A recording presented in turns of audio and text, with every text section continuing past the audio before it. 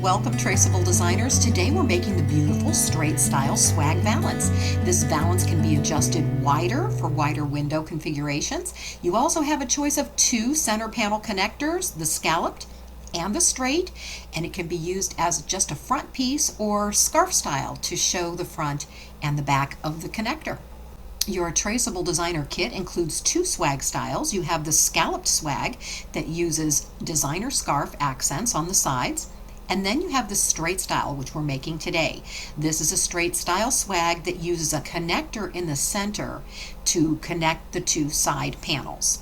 Your side panels are easy to adjust to add depth to the upper section. You do have a rod hanging pocket, and then you can slide your design form to add a little more depth. It's set for 8 inches, which you may want a little bit more than that, so just follow the instructions in the design guide. For this example, I'm making two separate side panels because I have a very specific print that I'd like to match on both left and right sides. So I'll cut them individually rather than using the folded fabric edge. Once your fabric is sized, you pull out your fusible fabric backing and you're going to cut sections so that they fit behind your design form. You need to leave the upper area above the rod for the rod hanging pocket without any backing. This backing is used to attach your lining to the back side of your fabric. So just position the upper section. You can use a single piece there, and then you'll cut another second piece for underneath. Now, of course, keep in mind if you're doing this, you need to add extra fusible backing if you are adding depth to your upper section. So size that properly. Position your lined fabric positioning marker along the upper edge of your fusible fabric backing. Make sure that everything is covered underneath, and of course long enough if you're planning to add length to your panel. The backing sections should overlap slightly. You don't want to leave any area uncovered, and you don't want to go beyond the fabric edges, otherwise you'll get glue on your ironing board. So use a dry iron with a sweeping motion from the center out until that's completely fused around all the edges and in the center. And then once that's completely cooled, then begin to peel off your paper to expose the glue. When you get to the area that did overlap, you might want to take a little time to make sure that you don't lift the glue off of the second section. So just peel that off carefully until all the paper has been removed. Try to keep the paper in one long piece because you'll use that when you fuse on your trim. But if you have overlapped glue, you can see the shiny side on the paper. Just cut that off because when you do turn that shiny side up, it's going to glue right to your ironing board. So now we're going to move on to our lining. So you're going to cut a nice big piece of lining very even across the top because that's going to align with the top edge of the glue. Beginning in the center, using a dry iron, use a sweeping motion out toward the sides. Don't hold the iron in one place for a long time or you will make iron marks. So just follow along with a sweeping motion until that's completely fused. You're going to take your time with that and do the center area. Then you'll lift the fabric and continue down to the bottom so that everything is completely fused in place. Position your side panel design form even with the upper edge of the lining. So you're going to have a rod pocket area above and you need a little extra fabric on top because you're going to straighten that rod pocket out. Make sure you're lined straight along the sides where you're going to cut the outside edge of your side panel. So you'll begin on the side and just trace straight down so that you've indicated your outside cut line.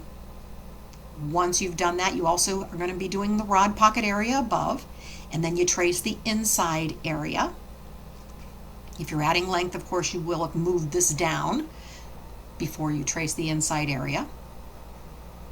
Once you've finished with that, you want to notice your width. If you're going to be adjusting the width of the panel, I'm making a very small panel, so I'm just marking it at the arrows, the sizing arrows, finishing my inside tracing, going across the top so that I can mark off my rod pocket area. That's going to straighten that out on top so it's nice and straight when you fold it over. And then just simply slide your design form over to where you made your marks. Make sure that it is still aligned with the upper edge of the lining, and then just trace the outside area to indicate the cut line. Then simply follow your trace line to cut out your panel. You can hold the panel down, it's easier as you go along. You want to use long sweeping motions. Make sure when you get into the corners you cut nice sharp corners. So you just follow along your cut line, follow along the side, as well, and all the way up across your rod pocket area.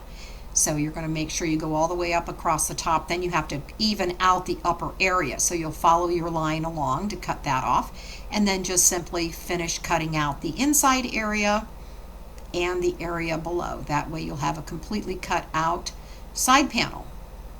And then we're going to move on to the rod hanging pocket. We're making a no-sew rod hanging pocket, so just fold your fabric over, leave a little space between the lining and the edge. You don't want to overlap onto the lining.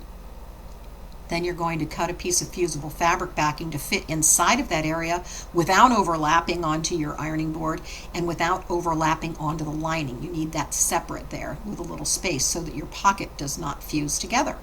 So once that paper has completely cooled, just peel it off to expose the glue.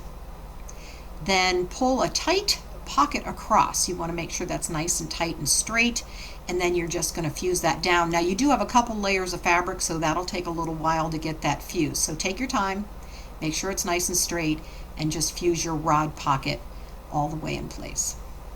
Okay, moving on to edge trim. We're going to create fusible trim. So you'll take your flat gimp trim, which is what I'm using, a 3/8 inch flat gimp trim, and just cut strips of fusible fabric backing to fit on the back. You may need to cut a few strips to fit the entire length. You should have sized that off to make sure you have plenty, plus a little excess around the edges of your panel.